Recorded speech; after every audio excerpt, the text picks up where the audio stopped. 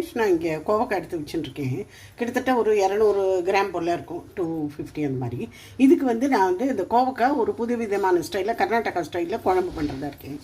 இது வந்து நறுக்கவே வேண்டாம். இந்த கோவக்காய் இருக்க பற்றியில் இந்த கோவக்காயை அப்படியே இப்படி நசுக்கின்றணும், அவ்வளோதான். இது அப்படியே நசுக்கின்றது தான் இது. இதை குக்கரில் நம்ம 2 விசிலுக்கு உப்பு மாத்திரம் போட்டு, மஞ்சப்பொடி வேண்டாம், உப்பு மாத்திரம் போட்டு வேக விட்டுருக்கேன். கல் உப்பு போட்டிருக்கேன். இப்போ இந்த குழம்புக்கு நம்ம ஒன்று அரைச்சி விட்டு போகிறோம். இங்கே நான் ஒரு 3 பெடகே மிக்சி வச்சுட்டுருக்கேன். பெடகே மிளகா, 1 கப்பு தேங்காய் திருவினது, ஃப்ரெஷ் கோகோனட்டு, மஞ்சப்பொடி, புளி கரைசல் ஒரு 4 டேபிள் ஸ்பூன் வச்சு அரைச்சிடணும். இப்போ இந்த கோவக்காயில் அரைச்சி வச்ச விழுதை சேர்த்துடணும். இது ஒரு கொதி வரட்டும், இறக்கிடலாம்.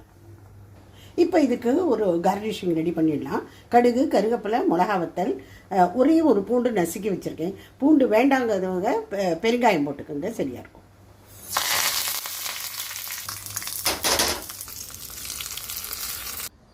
ஸோ இந்த கோவக்காய் குழம்பு ரெடி ஆகிடுது. ரொம்ப வித்தியாசமான சுவையில் இருக்கும். இந்த சாம்பாருக்கு இந்த குழம்புக்கு பருப்பே வேண்டாம்.